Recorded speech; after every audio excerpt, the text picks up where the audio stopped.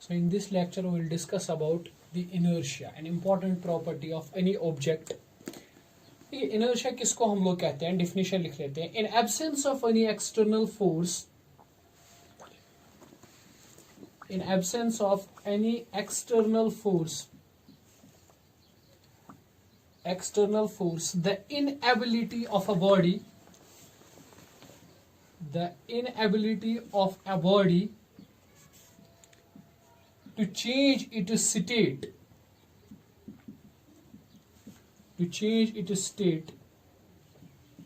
itself is called as inertia. अगर इस तरह से समझ लीजिए, आपके पास कोई ऑब्जेक्ट है और वो ऑब्जेक्ट मान लीजिए रेस्ट पर है, तो इस ऑब्जेक्ट पर अगर एक्सटर्नल फोर्स जीरो है, मतलब इस ऑब्जेक्ट पर कोई भी एक्सटर्नल फोर्स नहीं लग रहा है, तो what will happen with the passage of time the object will remain in rest. ठीक है, चाहे कितना भी टाइम हो जाए ऑब्जेक्ट जो है वो रेस्ट पर ही रहेगा. It will not change its state. ये ऑटोमेटिकली अपना स्टेट चेंज नहीं कर सकता है. मतलब the object has inability, it can not change its state by its own. खुद से ये अपनी स्टेट को चेंज नहीं कर सकता. इसके अंदर वो कैपेबिलिटी नहीं है कि ये अपनी स्टेट को खुद से चेंज करे. सिमिलरली अगर आप किसी ऑब्जेक्ट को देखेंगे जो कि मोशन में है, तो ये ऑब्जेक्ट क्या करता है, अगर मैं कहूं कि इस ऑब्जेक्ट पर एक्सटर्नल फोर्स जीरो है, तो ये ऑब्जेक्ट क्या कर सकता है, कभी भी अपनी मोशन को डिस्ट्रॉय नहीं कर सकता है. मतलब ऑटोमेटिकली ये खुद से नहीं रुक सकता है जब तक हम इस पे क्या करेंगे, एक्सटर्नल फोर्स ना लगाएं. मतलब in absence of any external force this object has inability, it doesn't have capacity कि ये रेस्ट पर आ जाए, ऑटोमेटिकली मोशन से ये रेस्ट पर आ जाए. इसके अंदर कोई ऐसी एबिलिटी, कोई ऐसी कैपेबिलिटी नहीं है. ठीक है कि नहीं. सिमिलरली इफ एन ऑब्जेक्ट, अगर एक ऑब्जेक्ट जो है वो एक पर्टिकुलर डायरेक्शन में मूव कर रहा है, लाइक दिस वे, ठीक इस तरह से वो मूव कर रहा है फ्रॉम ए टू बी. कोई ऑब्जेक्ट एक पर्टिकुलर डायरेक्शन में मूव कर रहा है और इस ऑब्जेक्ट पर एक्सटर्नल फोर्स जीरो है, तो ये ऑब्जेक्ट जो है कभी भी अपनी डायरेक्शन को ऑटोमेटिकली चेंज नहीं कर सकता, खुद से चेंज नहीं कर सकता. ठीक है, तो मतलब अगर कोई ऑब्जेक्ट है और वो स्टेट ऑफ रेस्ट में है, ठीक है, तो it will continue it state of rest, it will continue it state of rest. अगर कोई ऑब्जेक्ट जो है वो मोशन में है, तो it will continue it state of motion. Right. अगर कोई ऑब्जेक्ट है वो एक पर्टिकुलर डायरेक्शन में मूव कर रहा है, तो it will continue it state of direction, moving in a particular direction until and unless, ठीक है, तब तक जब तक एक्सटर्नल फोर्स जीरो है. ठीक है कि नहीं, जब तक कोई एक्सटर्नल फोर्स नहीं लगेगा. ठीक, मतलब मैं इस तरह से आपको समझाऊं कि कोई भी ऑब्जेक्ट जो है इसके पास एबिलिटी होती है, टेंडेंसी होती है कि वो ऑब्जेक्ट क्या कर सकता है, अपनी स्टेट को कंटिन्यूअसली मेंटेन कर सकता है. ठीक है, ऑटोमेटिकली खुद से अपनी स्टेट को चेंज नहीं कर सकता है. This inability of a body is termed as inertia. इसी इनएबिलिटी को, इसी इनकैपेसिटी को हम इनर्शिया कहते हैं. ठीक है, मतलब कोई भी ऑब्जेक्ट जो है वो अपनी स्टेट को मेंटेन करने की सलाहियत रखता है. कोई भी स्टेट जो है, कोई भी ऑब्जेक्ट जो है वो अपनी स्टेट को मेंटेन करने की एक काबिलियत रखता है. ठीक है, एक प्रॉपर्टी होती है उसके अंदर जिसकी वजह से वो क्या करता है, अपनी स्टेट को कंटिन्यूअसली मेंटेन करके रखता है. ठीक, उस प्रॉपर्टी को हम लोग इनर्शिया कहते हैं. ठीक है, तो आप समझ लीजिए इस तरह से the inability of a body, किसी भी ऑब्जेक्ट की इनएबिलिटी, किसी भी ऑब्जेक्ट की प्रॉपर्टी जिसकी वजह से वो अपनी स्टेट को खुद ब खुद चेंज नहीं करता है, अपनी स्टेट को वो खुद ब खुद चेंज नहीं कर सकता है. ठीक है, उस एबिलिटी, उस प्रॉपर्टी को हम लोग बोलते हैं इनर्शिया. ठीक है कि नहीं. देख लीजिए, अगर आपके पास एक चेयर है, if you consider simply a chair, ठीक है, और वो चेयर मान लीजिए रेस्ट पर है, मूव नहीं कर रही है, वो चेयर रेस्ट पर है, तो ये चेयर क्या करती है, अपनी स्टेट को कंटिन्यूअसली मेंटेन करती है. It will never come into motion automatically. खुद से कभी ऐसा नहीं होगा कि ये मोशन में आएगी. ठीक है कि नहीं, है ना. तो इस चेयर के पास एक एबिलिटी है जिसकी वजह से ये अपनी स्टेट ऑफ रेस्ट को कंटिन्यू करता है. ठीक, तो उस प्रॉपर्टी को, उस एबिलिटी को हम लोग कहते हैं इनर्शिया. ठीक है, शॉर्टकट में आप याद रखिएगा कि एक ऐसी प्रॉपर्टी होती है ऑब्जेक्ट के अंदर जिसकी वजह से ये क्या करता है, ये अपनी स्टेट को मेंटेन करके रखता है. ठीक है, ऑब्जेक्ट अपनी स्टेट को मेंटेन करके रखता है, उस प्रॉपर्टी को हम लोग बोलते हैं इनर्शिया. ठीक है, simply a property due to which an object cannot change its state, so that property is called as inertia. उस प्रॉपर्टी का नाम जो है वो हम इनर्शिया कहते हैं, ठीक है कि नहीं, है ना। देखिए, जब इसका मतलब आप इस तरह से समझ लीजिए, इस चेयर के पास क्या है, इस चेयर के पास इनर्शिया है। क्यों इसके पास इनर्शिया क्यों है? क्योंकि ये ऑटोमेटिकली अपनी स्टेट को चेंज नहीं कर सकता है, ठीक है कि नहीं। कब तक इसके पास ये प्रॉपर्टी है? जब तक इस पे फोर्स नहीं लगेगा, ठीक है। मतलब इस पे जो फोर्स, एक्सटर्नल फोर्स है, अगर किसी ऑब्जेक्ट पर एक्सटर्नल फोर्स 0 है तो क्या होगा, वो इनर्शिया की मदद से अपनी स्टेट को कंटिन्यूअसली मेंटेन कर सकता है, ठीक है कि नहीं।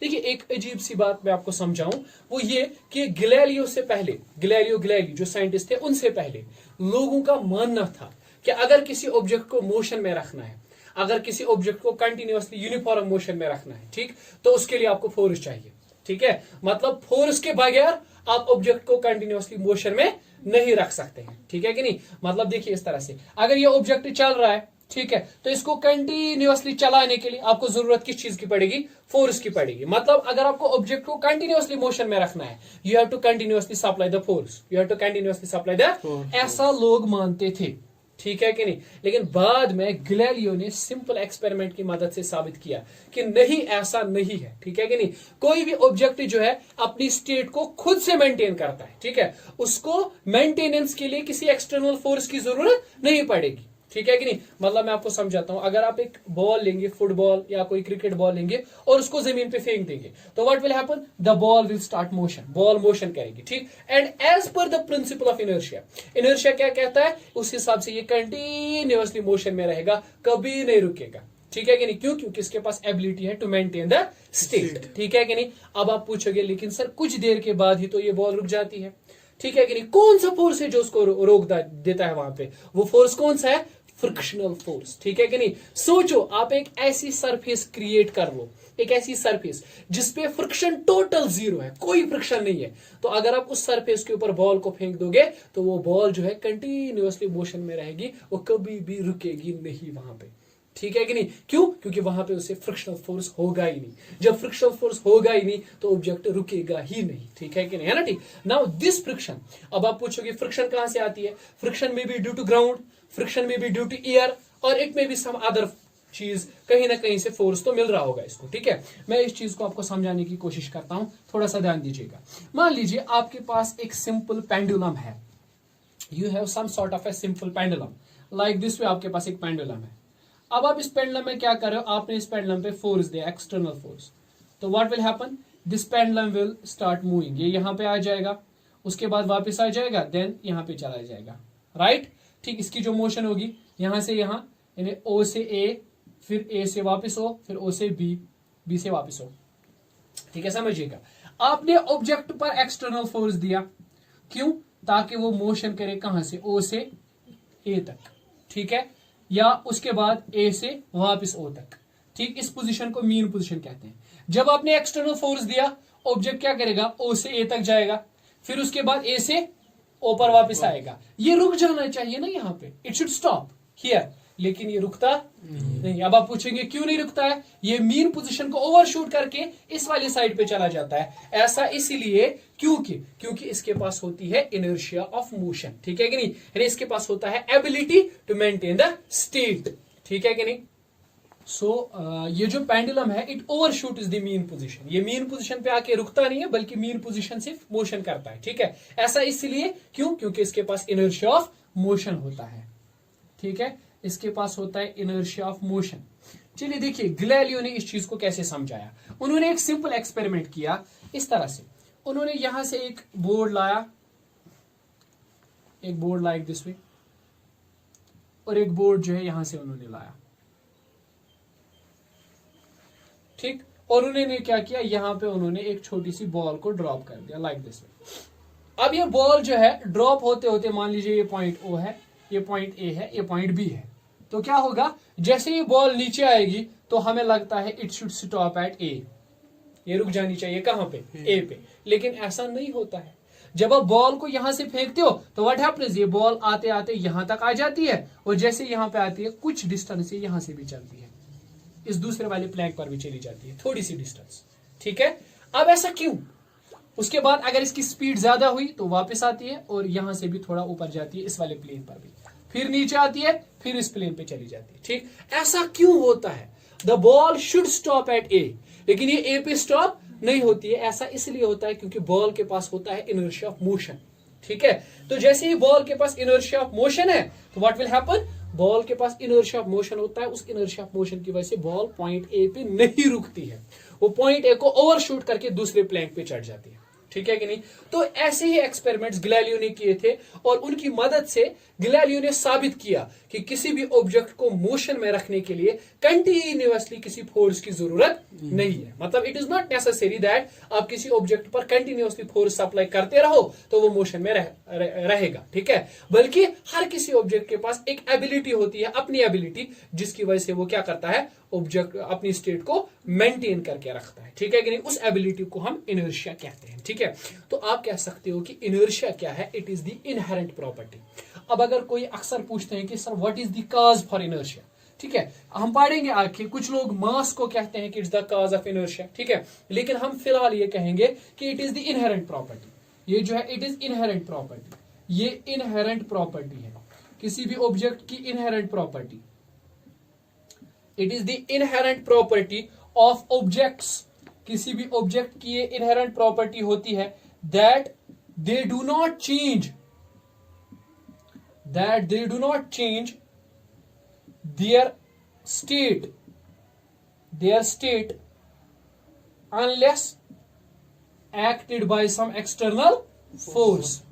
मतलब कोई भी ऑब्जेक्ट अपनी स्टेट को तब तक चेंज नहीं करता है जब तक उस पर एक्सटर्नल फोर्स नहीं लगेगा। ठीक है, तो ये जो प्रॉपर्टी है जिसकी वजह से ऐसा होता है, उस प्रॉपर्टी को बोलते हैं इनर्शिया। क्या बोलते हैं? इनर्शिया। ठीक है कि नहीं? तो शॉर्टकट में आप समझ लीजिए कि इनर्शिया एक प्रॉपर्टी है। ठीक है, अच्छा, तो गैलीलियोस ऑब्जर्वेशन से हमें क्या पता चला? It is not necessary to supply force continuously to object for maintenance of its state of motion,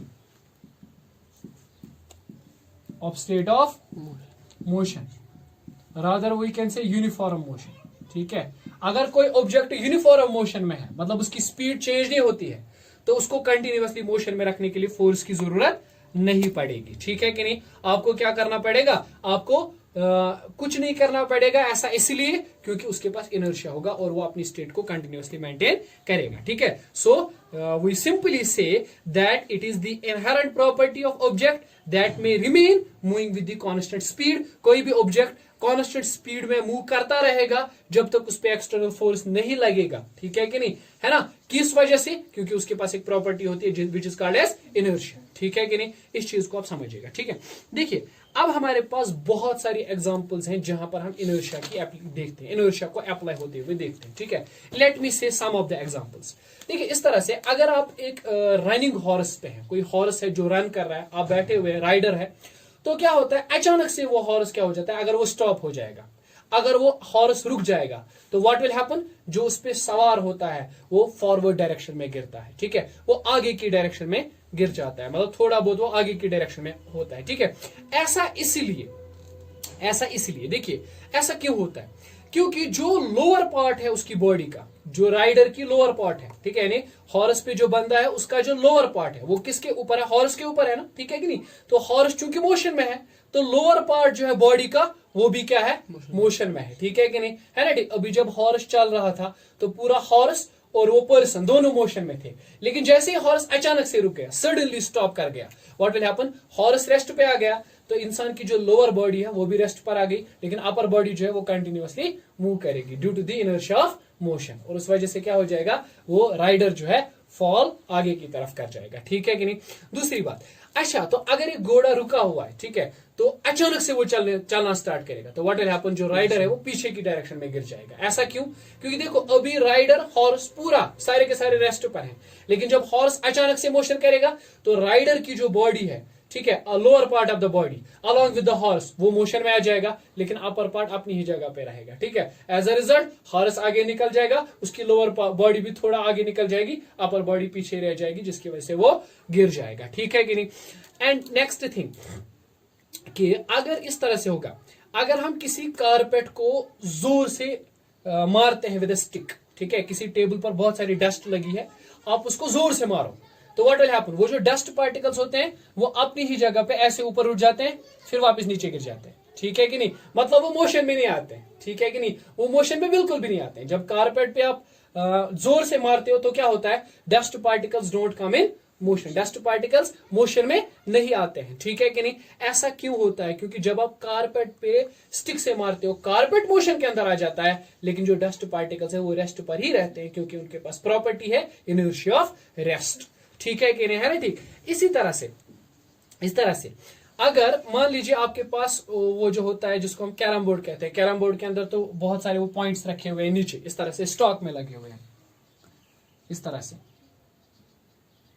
अगर आप क्या करोगे, इस लोअर वाले पॉइंट को हिट करोगे बहुत ही तेज, बहुत ही फास्ट, आप इस लोअर पॉइंट को हिट करोगे तो व्हाट विल हैपन, ये लोअर कॉइन जो है आगे चली जाएगी, बाकी जो सारे के सारे हैं वो ऐसे ही रहेंगे, रेस्ट पर ही रहेंगे। क्यों, क्योंकि जैसे आपने फोर्स दिया, अपने लोअर वाले पार्ट को फोर्स दिया, तो उस वजह से क्या हुआ, फोर्स की वजह से ये आगे चला गया, इसका इनर्शिया ऑफ रेस्ट खत्म होकर इनर्शिया ऑफ मोशन में कन्वर्ट हो गया, लेकिन जो बाकी है, ठीक है, उन पे इस फोर्स का कोई इंपैक्ट नहीं रहा, तो हुआ क्या, उनके पास जो इनर्शिया ऑफ रेस्ट है, due to that inertia of rest they will continue their state, they will continue their state, ठीक है कि नहीं। इस तरह से अगर आपके पास बहुत सारी बुक्स हैं, ठीक है, स्टॉल है बुक्स का, और आप नीचे से किसी बुक को जोर से खींचोगे, व्हाट विल हैपन, वो बुक निकल जाएगी, लेकिन बाकी जो बुक्स है वो वहीं उसी तरह से रहेंगी, ठीक है, कोई भी स्टैक गिरेगा नहीं।